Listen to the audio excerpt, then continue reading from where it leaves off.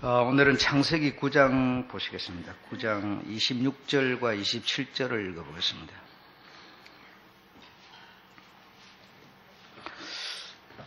창세기 9장 26절, 27절 다 같이 읽겠습니다. 시작. 또 가로되 셈의 하나님 여호와를 찬송하리로다. 가나안은 셈의 종이 되고 하나님이 야벳을 장대케 하사 셈의 장막에 거하게 하시고 가나안은 그의 종이 되게 하시기를 원하노라 하였더라. 아멘.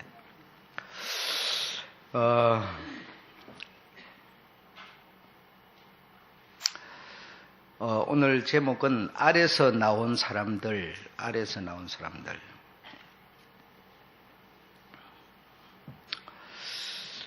우리가 그 신앙생활을 이렇게 하면서 중요하게 생각해야 될 게 무엇인가 하면, 우리가 이렇게 쉽게 표현하죠. 하나님의 뜻대로 살아야 된다. 또 하나님 뜻대로 해야 된다. 이런 말을 많이 하거든. 그러니까 그렇게 말은 내가 하지만 어떻게 하는 게 하나님의 뜻대로 하는 건지, 사는 건지, 이런 것에 대해서 사실 조금 우리가 애매모호합니다. 그러면서 말은 이제 교회를 나오면 항상 우리가 하는 말이, 신앙생활 하시는 분들의 입에서 나오는 말이 하나님의 뜻대로 살아야 된다 이렇게 말하거든요. 그래서 뜻대로 사는 게 그러면 뭐냐? 이것이 참 중요한 겁니다. 그래서 그걸 우리가 아는 게 중요한데, 그 이제 뜻대로 살아야 된다라고 하는 것이 이제 보편적으로 다수들이 생각하고 알고 있는 것이 어떤 율법을 지켜야 된다 이런 생각을 많이 하고, 또 한편으로는 선하게 살아야 된다 이런 생각을 많이 합니다. 그래서 선하게 사는 것이 하나님 뜻대로 사는 거다, 율법을 지키는 게 하나님 뜻대로 사는 거다, 그렇게 되다 보니까 이제 문제가 발생하는데, 그 율법이라는 거는 이스라엘 백성들에게 하나님이 준 것이지 우리 이방인하고는 상관이 없는 게 아니냐, 이런 말이 이제 나오게 되고, 그러면 이제 변론이 생기고 이런 문제가 생기는 겁니다. 그래서 이 뜻대로 산다고 하는 것이 어떻게 사는 게, 우리가 신앙생활하는 우리가 어떻게 사는 게 뜻대로 잘 살 수 있는 거냐, 이런 것을 이제 우리가 생각을 해보지 않을 수가 없는 것이죠. 그래서 오늘 이 본문에 보게 되면 이 노아가 그 아들 셋 중에 장자, 중자, 처자가 있는데 이 셋 중에 셈의 하나님, 그러니까 장자의 하나님을 찬송하라 이렇게 말했어요. 그러니까 그 말이 참 애매한 소리예요. 그 셈의 하나님, 그 셈은 그러면 노아의 아들이고, 그러면 함은 하나님의 노아의 아들이 아닙니까? 야벳은 노아의 아들이 아닙니까? 근데 셈의 하나님을 찬송하라 이렇게거든. 그러니까 거기서 우리가 뭔가를 생각을 해볼 필요가 있는 거죠. 그 노아가 낳은 아들이 셋인데, 셋 다 노아의 아들이고, 셋 다 노아의 아들이라면 역시 그 노아처럼 하나님의 뜻을 따라야 되는 그런 아들들 아니겠습니까? 그런데 이 노아는 말하기를 셈의 장자인 셈의 하나님을 찬송하라 이렇게 말했단 말이죠. 그러니까 그 말이 가지고 있는 의미, 그 말이 가지고 내포하고 있는 뜻이 무엇인가 하면, 무슨 동생은 필요 없다 이런 뜻이 아니고, 노아로부터 하나님의 뜻이, 또 노아의 아들 셋이 있지만 그 중에 장자를 통해서 하나님의 뜻이, 이런 얘기죠. 하나님의 뜻은 어차피 사람을 통해서 흘러가는 건데 이 셋 중에 장자인 셈을 통해서 노아가 가진 하나님의 뜻이 셈을 통해서 간다, 이런 뜻이 되는 거죠. 그러니까 무슨 동생들은 상관이 없다 이런 뜻이 아니고, 잘못했으니까 너는 상관없다. 지금 잘못한 자가 거기 만약에 있다면 그도 장자의 하나님을 찬송하라. 그럼 장자의 하나님을 따르라 이런 얘기죠. 이런 얘기인데, 그러면 장자의 하나님이 누구냐요? 장자가 하나님이라는 뜻이죠. 장자가, 여러분, 하나님은 장자를 통해서 당신의 뜻을 펼쳐나간다. 그러니 장자를 믿고 따르는 것이 여호와 하나님을 찬송하는 거다 이 뜻이 되는 거죠, 여러분. 맞죠, 여러분? 바로 그겁니다. 그러니까 여러분이 목사가 하는 얘기가 있는데 그 얘기를 여러분이 가진 지식으로 자로 전류하지 마세요. 전류하지 말고 여러분의 것을 딱 내려놓고 지금 교회 안에서 장자가 누굽니까? 목사죠, 여러분. 목사가 여러분보다 뭐가 선하게 산다, 율법을 잘 지킨다 이런 의미가 아닙니다. 이런 의미가 아니고 쌤의 하나님을 찬송하라 그랬으니까 교회로 본다면 목사가 쌤이죠. 그러니까 여러분이 쌤의 하나님을 찬송. 다음에 하나님은 목사를 통해서 뜻을 펼쳐 나가니 너희는 목사를 믿고 따르라 이 뜻이 되는 거예요. 그런데 만약에 여러분이 얘기를 들으면서 여러분이 가진 지식으로 그걸 자꾸 자로 잰다면 여러분은 뭡니까? 쌤의 하나님을 안 따르는 거예요. 여러분은 여러분의 또 다른 하나님을 만드는 결과가 되는 거다 이거죠. 그러니까 여기서 쌤의 하나님을 따르라 하는 이 말은 찬송하라 이 말은 하나님은 쌤의 동생에게도 하나님이 되는 거고 그 동생에게도 하나님이 되지만 하나님은 하나님의 그 뜻을 펼치는데 사람을 통해서 사람에게 펼칠 수밖에 없는 거예요. 왜? 그는 신이기 때문에. 우리는 육이고. 그래서 육을 가진 사람을 통해서 펼치는데 쌤을 통해서 펼치겠다. 그러니까 쌤의 동생들은 또 뭐죠? 그 쌤을 믿고 따라야 한다. 이런 뜻이 되는 거예요. 그 쌤이 뭐 온전하다, 완전하다, 흠이 없다 이래서가 아니라 그가 흠이 있지만 이 말입니다. 흠이 있지만 노아가 흠이 없었습니까? 흠이 없었으면 이런 문제도 안 생겼겠죠. 그래 노아가 흠이 있지만 노아를 믿고 따르는 것처럼 셈이 완전하지 못하지만 셈을 믿고 따르는 것처럼 이 말입니다, 여러분. 목사가 오늘 여러분한테 오늘 갑자기 추워져서 날씨가 막 영하 5도 6도 되니까 오늘 수요예배 안 드리려니까 나오지 마세요 이랬어요. 그러면 그게 맞습니까? 그게 틀렸습니까? 그거 뭐가 맞아요? 여러분은 그 하나님의 뜻을 어떻게 따르냐고요? 지금 이 교회 단체의 장자인 목사가 오늘, 하나님이 그렇다 그걸 지시를 내린 게 아니에요. 하나님이 얘야, 오늘은 날씨가 추우니 오늘 예배 드리지 말아라. 이런 지시를 내린 게 아닙니다. 아니지만 장자인 내가 생각하기를 그냥 오늘은 날씨가 춥고 이렇게 하니 그냥 안 들어야 되겠다. 이런 결론을 내려서 여러분한테 공포를 했다. 이렇게 했을 때 여러분은 목사님 어째 그럴 수가 있어요? 목사 당신이 그러면 하나님보다 크단 말이요? 이렇게 따지고 나온다면 무슨 말 이해되시죠? 더 설명 안 해도 되겠죠? 이와 마찬가지로 모든 일이 셈을 통해서 하나님의 뜻이 펼쳐지는 것처럼 여러분의 생각과 여러분의 지식과 여러분의 그 옳은 판단 선악이 더 목사보다 출중하더라도 이 교회 행정은 목사를 통해서 셈을 통해서 펼쳐나가니 하나님의 뜻이 그렇게 나가니 너희는 셈을 믿고 따르라. 그것이 나 여호와를 찬송하는 거다. 이 뜻이 의미가 여기에 포함되어 있는 내용이다 이 말입니다. 아셨죠? 그래서 지난 시간에 중국 문화를 모르면 중국의 역사를 모르면 중국 역사에서 한국 한민족의 역사가 나왔기 때문에 중국을 모르면 한국을 모릅니다. 이 한반도를 모릅니다. 그래서 중국의 중국애가 아니라 셈의 이제 후손들이 이렇게 그 갈대아 우르 신할 평지를 위시해가지고 번성하게 될 때 그 셈의 하나님, 그래 다시 말하면 장자인 셈이 하나님께 제사를 드리는 제사장이 돼가지고 제사를 드리고 그 제사를 통해서 하나님의 말씀을 받고 이래가지고 동생들에게 아우들에게 이렇게 아우들을 보살피는 자로서 이렇게 해야 되는데 그걸 누가 해서 뒤집었단 말이죠. 동생이 형의 그 모든 권한을 박탈했다. 형의 권한을 박탈하고 자기가 형의 자격을 가지게 돼버린 것이죠. 그래서 그렇게 되니까 그러면 형이 돼가지고 동생이 반란을 일으켰다고 동생하고 무슨 전쟁을 일으키겠습니까? 그거는 하나님의 마음이 아니죠.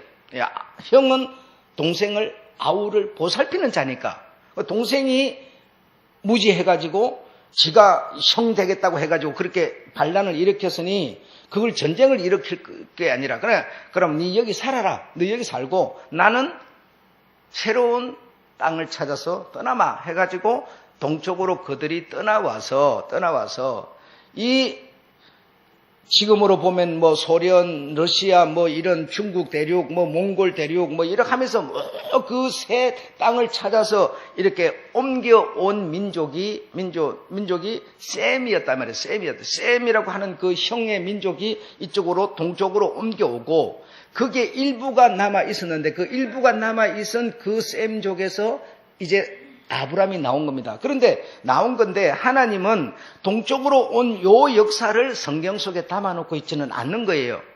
담아놓고 있지는 않고 거기에 일부 남아있던 그 중에서 아브라함 셈계의 장남이 되는 그 셈계를 통해서 하나님은 이 하나님의 그 어떤 구속사의 역사를 펼쳐나가니까 성경에는 동쪽으로 이주해온 이들의 민족사는 안 나와 있는 거죠.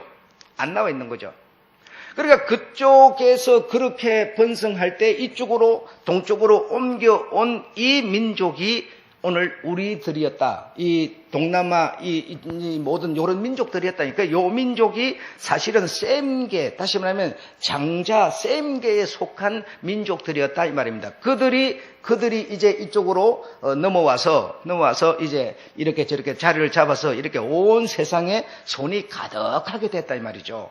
가득하게 됐단 말이죠. 그래서 가득하게 됐는데, 그러니까 전에도 여러분에 말했지만 이 산을 천산 산맥을 넘고 넘어오면서 아리랑이라고 한 노래를 부르었다. 그래 우리는 한국 민족 이 무슨 조선 민족이 불렀던 민요 아리랑이 아니라 그 아리랑이라고 하는 게 알이랑 아니야 알에서 나온 민족. 그 알은 이 둥근 알은 뭐가 있느냐? 알에게는 뭐가 있다고 그래서 생명이 있다고 그랬죠. 모든 이 생명체는 어디서 나옵니까? 알에서 나오지 않습니까? 짐승이 알을 낳으면 거기서 부화해가지고 새끼를 까요. 그래서 이 알에서 나온 민족, 이 민족이 다시 말하면 하나님과 함께하는 민족. 예, 그러니까 알이랑 그러니까 알에서 생명이 나오는 그 하나님과 함께 가는 민족, 사람들. 그러니까 알이랑 하나님과 내가 같이 이랑 같이 넘어왔다. 넘어오면서 그래서 이제 넘어와서 이쪽 지역에 자리를 찾게 됐는데 그래 지난 시간에 여러분에게 말했죠. 방탕하고 행악을 일삼는 거리라고 하는 그 지도자를 동쪽에 파견되어 있던 군장들 중에 탕이라는 이 사람이 하나님을 경외하며 믿고 잘 살아야 될 이 민족이 그렇게 살지 못하고 행악하고 어떤 순수하지 못한 어떤 이런 범죄 속에 있다는 소식을 듣고 동쪽으로 이 파견되어 있는 군장 중에 탕이라는 자가 들어가서 그를 제거를 했다 이 말이죠. 그를 제거를 했어요.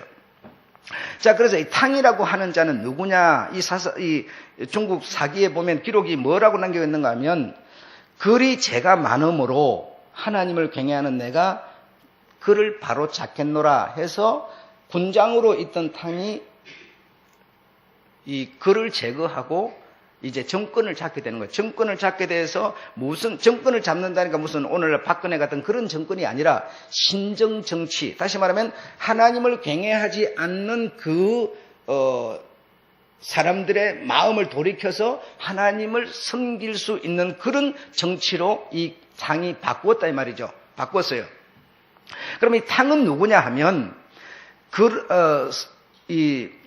글의 14대 손 모친이 모욕을 하는데 알이 뚝 떨어졌어요. 그래 알이 떨어지니까 그 알을 먹고 삼켰더니 잉태가 되었다. 잉태가 되어서 아들을 낳는데 그가 곧 탕이었다라고 중국 사기에 기록을 하고 있어요. 그러면 그 알을 주워 먹고 모욕하던 이 여자가 주워 먹고 잉태하여 아들을 낳는데 이게 탕이었는데 그래 이 알을 떨어뜨린 자는 누구냐? 현조라 그랬어요. 현조는 뭐냐? 현조가 알을 떨어뜨림으로 그 알을 주워 먹고 탕을 낳았는데 탕이 타락해버린 이 동방, 이 어떤 인본주의 정치를 제거하고 신본 정치를 이제 다시 회복을 시켰다 이 말이죠. 회복을 시켰는데,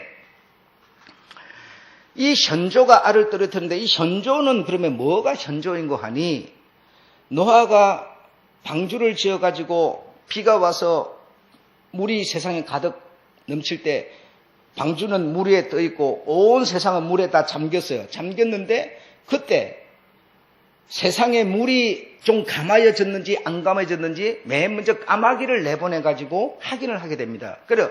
우리는 이제 생각할 때 그냥 까마귀, 그러니까 이제 그냥 그 날아다니는 까마귀 이렇게 생각하는데, 까마귀를 내보내서 까마귀가 잎사귀를 물고 오니까 물이 감아졌구나. 이걸 알게 되죠. 그래서 노아가 이제 세상에 이제 나갈 꿈을 꾸게 되는 거 아닙니까? 그래서 거기서 날아나가서 잎사귀를 물고 들어온 요 까마귀가 현조예요, 현조. 그러니까 다시 말하면 그 까마귀가 이 동쪽으로 이 셈의 후손들이 넘어올 때 이 현조 까마귀 검은 새는 태양 속에 있는 길을 인도하는 새라 이렇게 돼 있어요. 동쪽으로 지금 이거 뭐 미지의 땅이죠. 뭐 그거 뭐가 있는지 뭐가 아무것도 모르는 거예요. 그냥 첫걸음을 뛰는 거냐. 그래서 그 첫걸음을 떼는 이 셈의 후손 민족들을 이 태양 속에 까만 새가 계속 인도를 애굽에서 탈출을 했어요. 탈출을 하니까 이스라엘 백성이 탈출을 하니까 어떻게 길을 잡았습니까? 길을 어떻게 잡았어요? 낮에는 구름이, 밤에는 불이 움직여가면 따라가고 안 움직이면 서는 거예요. 왜냐면 어디가 언지를 모르니까, 어느 길이 옳은 길인지 바른 길인지는 모르는 거예요. 지금은 무슨 약도가 있고 지도가 있고 뭐 내비가 있고 그거 다 아무것도 없는 세상이니까 어디로 가야 될지를 모르는 거예요. 그러니까 하나님이 인도를 하는 대로 갈 수밖에 없는 거예요. 그리고 인도를 하는데 구름이 이렇게 쫙 가다 멈추면 백성들이 서는 거예요. 그리고 또 가면 또 가는 거예요. 이런 것처럼 이 동쪽으로 이주해오는 이 민족들, 여러분 무슨 거리가 무슨 뭐 하루 가면 끝나는 거리입니까? 여러분 이 비행기로 가도 막 10시간씩 날아가는 그 거리를 이렇게 산을 넘고 파도를 넘고 다 이렇게 오는데, 이 태양 속에 까만 새가 계속 인도하는 대로, 그리고 밤 되면 어떻게 되죠? 밤에는 해가 안 뜨니까 가만히 멈춰 있는 거예요. 그러니까 아침에 해가 뜨면 그 새가 또 움직여 가는 대로 이 사람들이 그 새를 보고 움직여 왔어요. 그래서 자리를 잡은 곳이 중국 이 동남아 대륙이었습니다. 예. 그 새를 보고 현조라 했어요. 현조. 그래서 이 새는 다시 말하면 우리 사람이 알아듣기로는 새지만 이것이 영적으로는 뭔가 하면 천사다 이 말이죠. 천사가 인도하는 대로 이 셈족들이 옮겨와서 이곳에 자리를 잡았다 이겁니다, 여러분. 예.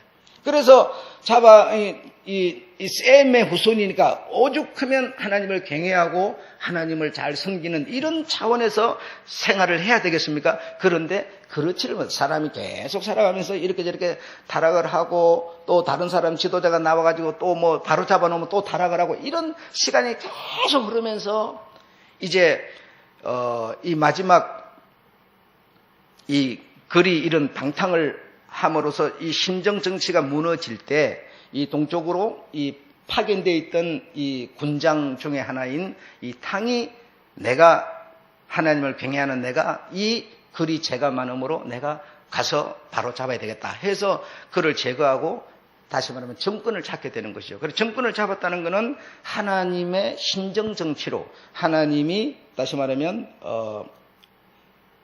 하나님의 뜻을 따라서 이렇게 모든 삶을 꾸려가는 그런 방법으로 이제 바로 잡았다 이 말이죠. 그래서 이 새를 귀히 여기는 혈통, 이 새를 귀히 여기는 이 혈통이 다시 말하면 셈계의 혈통이었다. 그러니까 중국에는 두 문화권이 있었는데 하나는 용산 문화권, 하나는 새를 귀히 여기는 새 문화권, 이런 이 셈계에 속한 이런 문화권이 있어요. 이 셈계에 속한 이 새를 귀히 여기는 문화권에 속한 사람은 동방 사람이라 했고, 그리고 저 서방으로 가 있던 사람들이 이쪽으로 이주해 온 사람들이 있는데 이 사람들은 어떤 문화권 속에 있었냐면 용산 문화권이라 해가지고 회색 토기, 이 어떤 흙을 가지고 토기를 만드는 어떤 이런 것을 주업으로 삼는 문화권 두 문화권이 있었는데 이 동쪽으로 이주해 온 이 셈의 후손들은 새를 귀히 여기는 그런 이 모든 이 문화 속에 살았어요. 그래서 우리가 이 한국으로도 이렇게 조선으로도 이렇게 넘어와 가지고 그 왕에 보면 이 봉황새, 봉황새를 이렇게 그려서 이 새를 상징하는 그 왕이 새를 상징되는 그런 모습으로 이 술을 놓고 이렇게 하는 이유가 다 그런 거와 연관이 있었다. 이렇게 볼 수가 있습니다. 그래서 이제 이 탕이 그렇게 정치를 이게 신정 정치로 바꿔가지고 그래도 상당히 오랫동안 유지가 됐습니다. 오랫동안 유지가 됐는데 탕의 31세 손, 그래 탕이 그런 정치를 이 신정 정치로 바꾸고 나서 1대, 2대, 3대, 4대 쭉 31대 가가지고 1대 손이 누구냐면 주레는 사람인데 이 사람이 역시 방탕과 행악을 일삼음으로 창이라는 동생인지 형인지 모르겠어요. 창이라는 사람이 이 주를 제거를 합니다. 주를 제거하고 어떻게 했는가 하면 주를 제거하고 동생인가 보네요. 주가 형이고 이 사람이 아마 이 제거한 사람이 동생인 모양이에요. 그러니까 동생이 형을 제거하고 그 나라를 제거하고 그 정권을 잡은 이 나라를 주의 이름으로 세우게 됩니다. 그러니까 왜 그런 관이 우리 성경에 보게 되면 그런 하나님을 경외하는 사람들의 그 사고방식이 형이 만약에 아이를 낳지 못하고 죽으면 동생이 형의 대를 이어가지 않았습니까? 이것이 성경 아니에요? 그것처럼 주를 제거를 했지만 동생이 창의 나라가 아니라 주의 나라를 세웠다. 그러니까 역시 31대까지 내려가고 있는 이 기간 동안에 뭐가 되고 있었다는 겁니까? 하나님의 신정 정치가 되어져 가고 있었다는 것을 알 수가 있는 거죠. 예. 그래서 이제 그러니까 이 주의 나라를 세우고 주의 나라의 근본은 뭐냐? 권력의 근본은 하나님의 뜻에 둔다. 이렇게 돼 있어요. 권력의 모든 근본은 하나님의 뜻에 둔다. 그럼 권력의 모든 근본은 하나님의 뜻에 둔다. 이 말은 주의 나라라고 해서 주가 주인이 아니라 주는 다시 말하면 어떤 백성들을 이끄는 어떤 지도자일 뿐이고 그 위에 하나님이 있다라고 하는 사고방식이에요. 그런 어떤 이 권력이다 이 말이죠. 그런 권력인데 주의 나라를 세운 창이 이제 권력의 모든 근본을 이 하나님께 둔다, 하나님의 뜻에 둔다. 이제 다시 신정 정치가 다시 이제 유지가 돼 가는데 거기서 동방문화, 서방문화가 있대요. 중국의 동방문화, 서방문화가 있는데 토기문화하고 이 새를 귀히 여기는 이 두 문화권을 다시 하나로 통일을 하려고 했는데 왜냐하면 여러분 우리가 이런 얘기를 듣는 거하고 지금 동남아 이 일대를 광활한 그야말로 천지 어마어마한 상상을 초월하는 넓은 대륙이죠. 그래 이 넓은 대륙을 동방문화, 서방문화를 하나로 통일을 하려고 이렇게 했는데 사실 통일하는 게 그렇게 쉬운 게 아니에요. 이 사람을 다 하나로 묶은다고 하는 게 그렇게 쉬운 일이 아닙니다. 그러면 이걸 다 통일을 하려다 보니까 뭐가 나왔는 거 아니? 인간적인 생각이 나오기 시작한 거예요. 예. 그 신정 정치 하나님의 뜻의 근본을 좀 더 해놓고 이 문화권을 서로 이걸 합하려고 하다 보니까 사람의 꾀가 나오기 시작하고 꾀가 나오다 보니까 변질이 되기 시작한 거예요. 예. 지금도 중국 대륙 같은 데 가면 그 소수민족이 상상을 초월하게 많습니다. 그래 지금 우리가 갈 인도만 하더라도 얘기를 제가 들은 얘기인데 여기 사는 사람이 저기 사는 사람 얘기를 못 알아듣는다는 거거든요. 여기 하는 말을 저 동네에 있는 사람은 절대로 못 알아듣는데요. 무슨 말을 그 같은 지역이면서도 그런다는 거죠. 그 중국에도 소수민족이 너무너무 많은데 그 민족들을 갖다가 하나로 이렇게 묶으려다 보니까 사람의 깨가 나온 것이 무슨 깨가 나왔는가 하니 이런 깨가 나왔다는 거예요.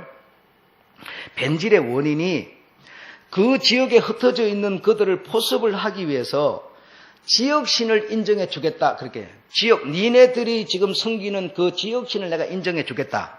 자 그렇게 하고 그 다음에 조상에게 드리는 제사를 인정해 주겠다. 그렇게 된 거예요.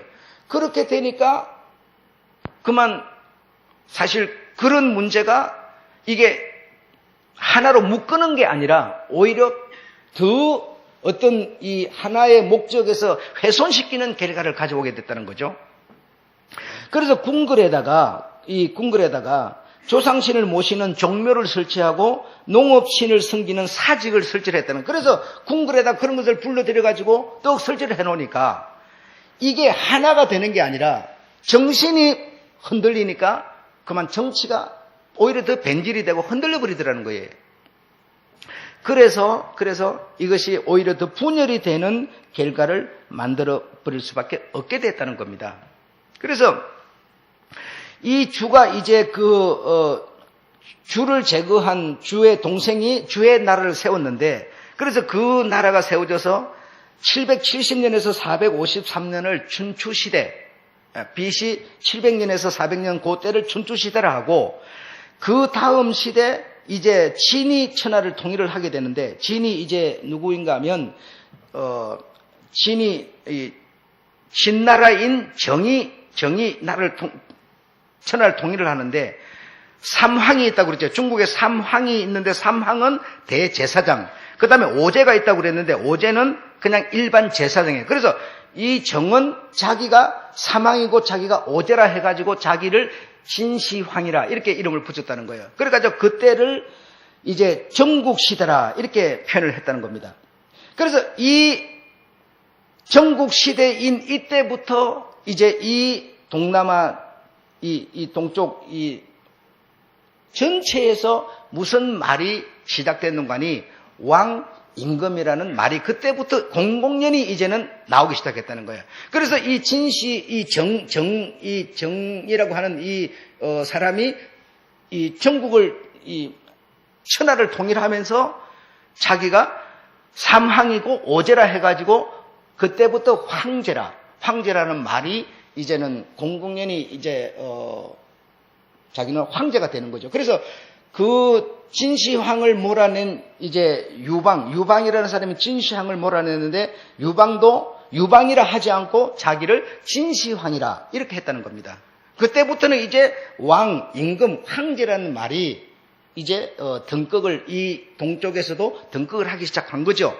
그러니까 다시 말하면 저쪽 하나님의 가나안 그쪽에 있는 사울이 초대 왕이 된 그때보다 이 동쪽으로 온 사람들은 950년이 더 늦게 이제 왕이라는 사람이 등장을 하게 된 것이죠. 그만큼 이쪽 동쪽으로 온 셈계는 그나마 그래도 900년 이상 하나님의 어떤 그 뜻을 따라서 살려고 하는 그런 사상이었다라고 하는 것을 우리가 알 수가 있는 것이죠.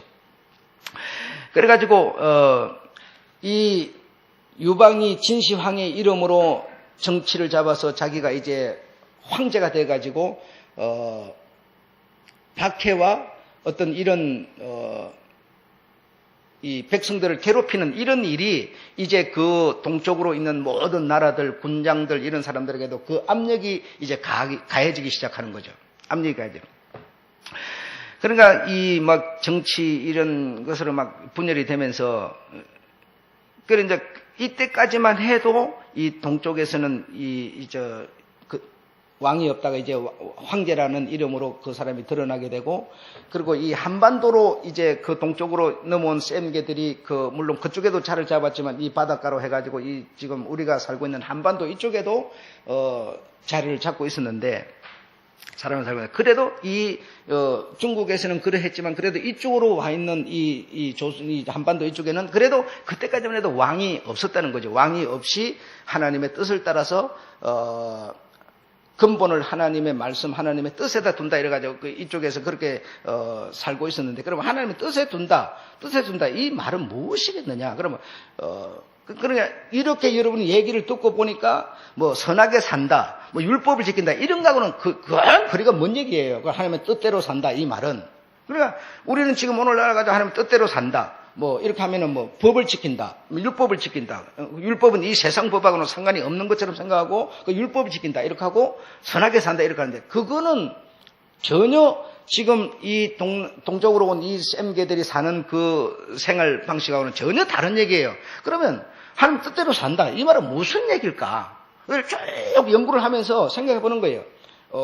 서적을 통해서 이 고전 문서들을 통해서 확인을 해볼 때, 하나님 뜻대로 산다는 게 도대체 뭐냐? 우리는 이제 이 얘기를 계속 교회 속에서 들어오면서 뜻대로 산다고 하는 것이 그냥 선하게 산다. 또는 율법 지킨다. 이런 측면에서 그렇게 하다 보니까 어떻게 됐냐? 사실 내가 나를 돌아볼 때 그렇다가 율법도 지키는 것 같지도 않고, 율법 주님의 말씀을 보면 율법 그냥 마음에 엄령만 품어도 어쩌고 나쁜 놈만 이래만 해도 도둑질 놈이라 그러고 하나도 계산이 안 나오는 거예요. 우리가 지금 안 되고 그냥 율법을 지킨다 그래도 율법을 지키는 것 같지도 않고 내가 말이죠. 선하게 산다 그러지만 내가 내 속에 전이 얼마나 있냐? 내가 나를 생각해 볼 때 그것도 또 자신이 없는 거예요. 그러니까 이게 모두 안정이 안 되는 거예요, 지금. 그 뜻대로 산다고 말은 뜻대로 산다 이러는데 뭐가 안정이 안 되고 확신도 안 생기는 거예요. 그냥 정말 수박 그달기식 같고 이랬단 말이죠. 그런데 그 역사의 그때 시대마다 그러면 지금까지 쭉 흘러내려온 이들이 율법을 지키고 선하게 살고 이런 게 아니죠. 예. 약자는 언제나 맥히고 전부 이런 야국 장식 이런 상식으로 살았는데 그런 게 아니라 뜻대로 산다라고 하는 것의 결정점인 점은 무엇이었느냐? 하나님께 제사를 드린다였어요, 여러분. 하나님께 제사를 드린다. 다시 말하면 하나님께 제사를 드리고 누가? 임금은 뭐죠? 하나님이 왕을 두기를 원치 않았어요. 그러니까 원하지 않고 사사를 두려고 그랬지. 사사를 두는 거는 사사는 백성들의 지도자예요. 지도자고 그 지도자 위에 하나님이 계신 거예요. 하나님이 지도자를 통해서 일을 시키는 거예요. 그러면 그 백성들은 셈의 하나님을 찬송하라 그랬으니까 셈의 아래 동생이 있지만 이들에게도 이분은 하나님이지만 그러나 이들은 이 셈의 하나님 찬송하라 그러니까 셈이 질서를 이끄는 대로 인정하고 따라가 주는 거예요. 그럼 셈은 뭐 하는 사람이었느냐? 제사 지내는 사람이었어요. 그래서 하나님께 제사를 지내고 그 제사를 통해서 아우들에게 명을 내려서 관리를 해가는 방식이 하나님의 뜻대로 사는 방식이었어요, 여러분. 이해하시겠습니까? 그래서 이 동쪽으로 온 이 모든 이 사람들이 그 시대마다 모든 이 권력의 근본은 하나님의 뜻에 둔다. 이 말은 왕이 백성들을 억압해가지고 고통을 주고 세금을 걷어들이는 이런 방식이 아니라 하나님께 제사를 지내고 제사를 통해서 하나님의 말씀을 받아서 그 말씀대로 하나님의 그 말씀이 그때 당시는 오늘 성경처럼 이렇게는 안 돼 있지만 오늘 이 성경이 우리에게 주어진 것을 보니까 무엇이었습니까? 서로 사랑이었죠. 그게 하나님의 뜻이었죠. 정신이었죠. 그러니까 제사를 지내고 하나님의 뜻을 따라서 형은 아우를 보살피면서 아우는 형을 존경하면서 서로 공동체를 이루어가는 이것이 하나님의 뜻이라고 하는 방식이었어요, 여러분. 그래서 이 한반도에 와 있는 이 사람들도 뭐죠? 타락하지 않았다면 뭐 했으면 되는 겁니까? 제사 지내는 민족이었으면 되는 거예요. 그러니까 오늘날 조상에게 제사를 지내는 그것이 사실은 변질돼 갖고 그게 원래 원조는 어디냐? 하나님께 제사를 지내는 것이 조상에게 제사 지내는 그러니까 변질이 됐을 뿐이지 원래는 이쪽에 있는 사람들이 제사를 지내는 뭐의 제사냐? 하나님께 제사를 지내는 것이 하나님 뜻대로 사는 방식이었다 이겁니다, 여러분. 그럼 하나님 뜻대로 산다. 하나님의 그 뜻을 근본으로 삼는다. 이 말은 우리는 왕이 아니라 제사장을 두어서 제사를 통해서 제사를 지낸다. 이것이 하나님의 뜻을 따르는 방식이었다.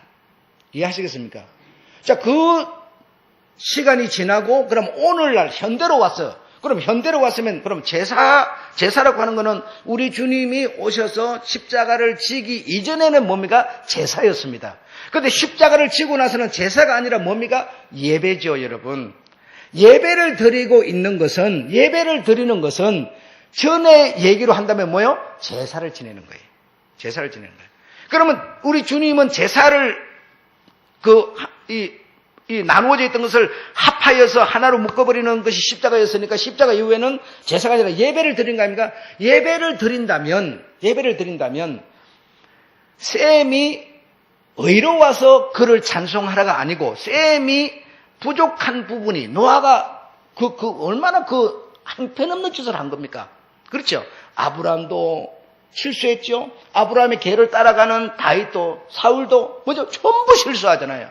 그러니까 온전해서가 아니라 불완전한 네가 하나님께 제사를 지내는 것은 거기에 회개가 섞여 있는 것이고 거기서 응답이 섞여 있는 거예요.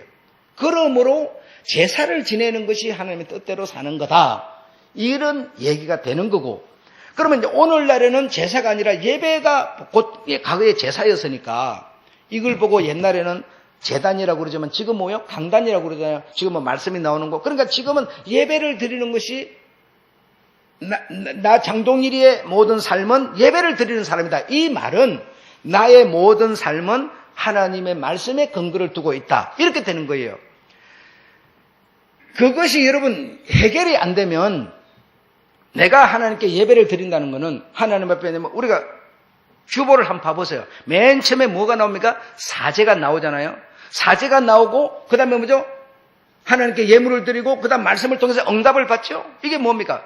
내가 일주일 동안 허물되고 부족한 부분을 우리 주님께 회개하고 우리 주님으로도 새 생명을 받는 이 예배의 삶이라는 게 하나님의 말씀에, 하나님의 뜻에 근거를 두는 거다. 이런 얘기가 되는 겁니다.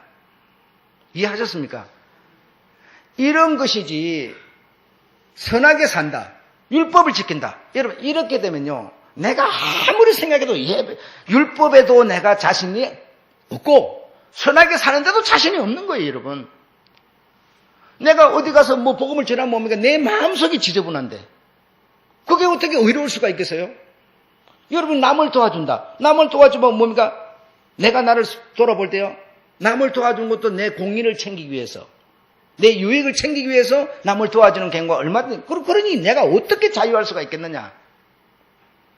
그러므로 여러분, 예배를 드린다는 것이 다시 말해 하나님의 모든 뜻에 근거를 두고 있는 것이다 라고 우리는 이해하는 것이, 왜냐하면 하나님의 세계라는 것을 큰 숲을 통해서, 이 노아를 통해서 하나님이 셈의 하나님을 찬송하라고 하는 그 큰 숲을 보니까 이런 것이 나오지만, 그렇지 않고 단면으로 이 적은 것을 놓고 본다면 이런 해답을 얻을 수 없습니다. 그럼 오늘도 여전히 우리는 여러분 하나님의 뜻대로 사십시오, 뜻대로 사는 것은 뭡니까? 율법을 지키는 거면 또 이렇게 나가야 되는 거예요. 길이 안 나오는 거죠. 여러분, 해결이 안 되는 거죠. 뭔가 여러분 이 해답을 찾아야 되는 거예요. 자, 그래서 이제 이 한반도에 와 있던 이쪽 민족들은 그래도 그때 당시 이 상태까지도 왕을 만들지 않았고, 근데 이 중국에서는 계속 이 진시황의 그 아래 유방이 진시황의 이름으로 계속 압력을 가하고 고통을, 거의 한 200년 가까이를 고통을 주니까 그 200년을 참아낸다는 것이, 꼭 200년 아니지만 그 200년 가까이를 참아낸다는 것이 이 조그마한 한반도에서 얼마나 어려웠겠습니까? 그래서 우리도 살아보자, 우리도 사는 길을 찾자 해가지고 왕을 세우자, 그렇게 된 거예요. 왕을 세우자. 그래서 이제 BC 57년에 태어난 박흑거세를 옹립해가지고 사로국 신라를 탄생시키게 된 겁니다. 신라를 탄생시키고 그로부터 20년 후에 아래서 나왔다는 주몽이 고구려를 탄생시켜내죠. 예. 그리고 이 주몽과 이 사로국을 만든 이 박흑거세, 또 이 탕은 아래서는 한 형제다. 이렇게 우리 이 조선의 그 역사서에도 이렇게 기록을, 이 박흑거세, 주몽 그리고 탕은 한 형제 셈의 후손이었다, 그렇게 기록을 하고 있는 거죠. 그래서 이제 이렇게 신라국, 고구려국 이렇게 탄생을 시켰지만 그래도 이 큰 대륙에서 계속 그 왕을 세우려면 우리 이 황제의 인가를 받아야 된다, 이렇게 하면서 계속 압력을 가하고 이 세금을 부과시키고 이 해마다 이런 어떤 저런 고통을 주니까 정말 힘들었어요. 그래서 피폐할 대로 피폐해진 이런 상태가 된 것이죠. 이런 상태가 됐는데,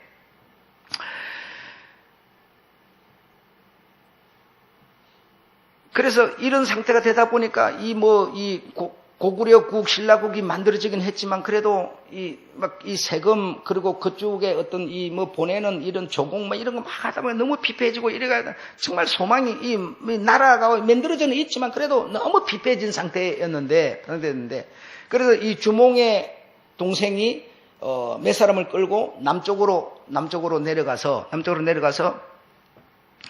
저 김해, 여러분 저 경남의 김해 아시죠? 그 김해로 가가지고 백제국을 건설하게 됩니다. 그래서 우리가 드라마 같은 거 보면 백제하고 고구려는 형제국이다 이렇게 말하잖아요. 형제국인데 나중에는 막 형제국을 싸움하게 되잖아요. 그 싸움하기 전에는 이 형제였죠. 왜냐면 주몽의 동생이 내려가서 백제국을 세운 거니까 형제국이었지만 그래 결국 이 조선도 저 한반도도 얼마나 그 많은 왕들로 이 전쟁을 치르고 아마 그 전쟁을 치르고 거기서 한 사람에게 쏟아진 피를 아마 모아놓으면 한강물처럼 많을 거예요. 예. 그래가지고 어쨌든 저쪽에 이 대륙의 그 압력 때문에 너무 살기가 힘들어서 고통스러워서 이러고 있는 차에 그래도 한 가지 희망이 생긴 것이 소호 김천 김씨의 후에 수로라는 사람이 남단으로 내려가서 그 가야 시대를 열게 됩니다. 가야 시대를 열게 되는데 그 가야 시대를 열고 그분이 그렇게 지혜로웠던 모양이에요. 상당히 지혜로워가지고 이 삼국이 고구려, 백제, 신라가 이 삼국이 그분의 많은 이 지혜, 솔로몬처럼 그런 지혜로운 분이셨던 모양인데 그 지혜를 들으면서 이렇게 개척을 해놔. 그래서 그때부터 이 한반도가 그 발전을 하기 시작하는데 발전의 계기가 제철이었답니다. 제철. 그래 철을 가지고 이 칼을 만들고 농기계를 만들고 이런 제철이 활성화가 되면서 더 활성화돼서 결국은 이 정주영 같은 사람이 나오게 되고 이렇게 된 것 같아요. 그래서 이 가야국이 늘리면서 이런 큰 눈부신 발전을 이 수로라는 그 왕이 가야국을 만들어 가지고 이 떡을 발전을 시키고 이렇게 했는데 그 AD 40년에 그렇게 해가는 과정 가운데 하나님의 어떤 그 뜻에 근거를 둔다고 하는 이런 사상들은 다 그냥 물처럼 녹아서 없어져 버렸겠죠. 그리고 불교가 오히려 우유죽순처럼 드러나고 이렇게 됐을 때 40년에 AD 우리 40년 그래 예수님이 십자가에서 죽으시고 아마 10년쯤 아마 지났을 모양이에요. 연도로 볼 때. 그때 이제 인도에서 이 신라로 그 왕의 딸이 복음을 가지고 이렇게 들어오게 되는 그런 역사를 우리가 볼 수가 있어요. 그래서 인도에는 40년에 이 왕의 딸이 왔지만 인도에 70년에 도마가 인도를 가서 복음을 전하고 그 복음을 들은 왕의 딸이 한반도로 40년에 내려 이런 어떤 역사를 우리가 갖고 있는데 그래 오늘 제가 여러분한테 말하고자 하는 것은 하나님의 뜻에 우리의 근본을 둔다. 이 말의 의미는 우리가 무엇으로 이해해야 되겠느냐? 이거는 우리의 삶을 예배에 둔다. 그래서 제사를 안 드리면 그때 당시도 제사를 안 드리면 그만 하나님의 뜻에 둔 우리의 삶의 목적이 무너져 버리는 거죠. 다 이렇게 녹아버리는 거죠. 그래 오늘날 우리 현대의 우리 크리스찬인 우리의 삶의 목적이 뭐죠? 예배라는 것을 안 드리고 내가 선하게 산다. 그러면 그게 하나님하고 상관이 있습니까요? 전혀 상관이 없습니다. 예배를 안 드리면서 내가 십계명을 지킨다. 무슨 의미가 있겠어요? 그래서 하나님의 뜻대로 산다라고 하는 거는 내가 선하게 산다, 무슨 죄를 안 진다 이런 의미가 아니라 이 세상 천상천하에 죄 안 지고 사는 사람이 어디 있겠느냐 이거예요. 예. 그래서 제사장이 예배를 주도하고 제사를 주도하고 그 말씀을 받아서 말씀을 나누고 그 말씀 안에서 우리가 서로 사랑하는 이런 관계로 살아가는 이것이 하나님의 뜻대로 산다라고 하는 것에 의미를 둬야 된다라는 겁니다. 이해하시겠죠? 그래서 세상이 아무리 이렇게 험해지고 세상이 복잡해지고 여러분 얼마나 복잡합니까 지금 세상 천지가 이렇게 복잡한데 미국에서 그 대통령 이상한 사람 나와가지고 이제 그 달러도 벌써 오늘 보니까 왕창 올랐더라고요. 올랐지.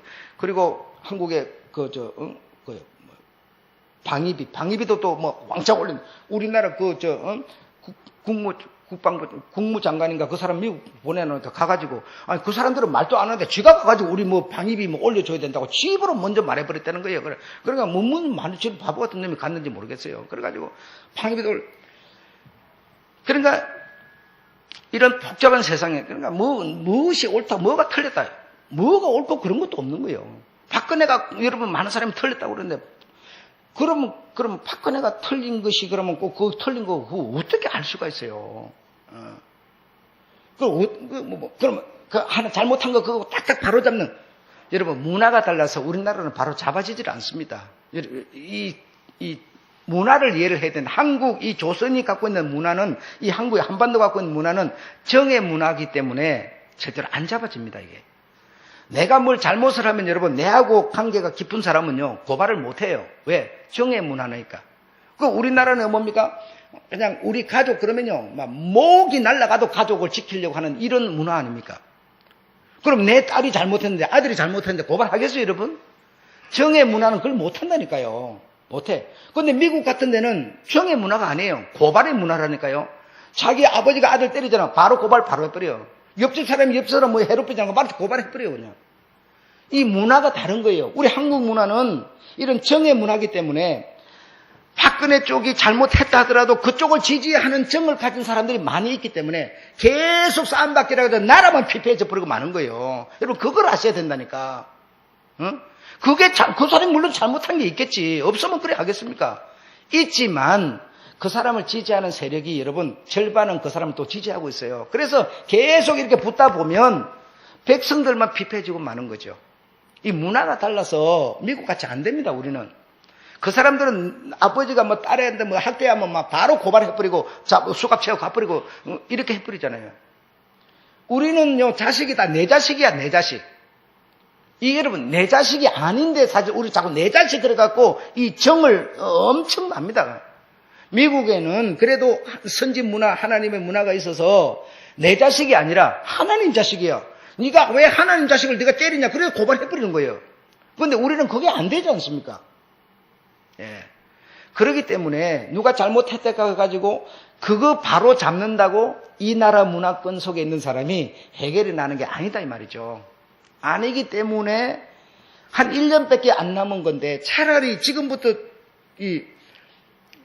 이렇게 문제를 만든다 하더라도 그 1년 다 가버립니다. 그러니까 오히려 나라를 안정을 시켜. 백성들이 불안하고 겁이 나니까 호주머니를 안 넣는다잖아요. 돈이 없대잖아요. 물건 안 팔린대잖아요, 지금 여러분. 응? 그러면 정말 그들이 국민을 생각한다면 어떻게 해야 되겠습니까? 나라를 안정시킬 쪽으로 가야지.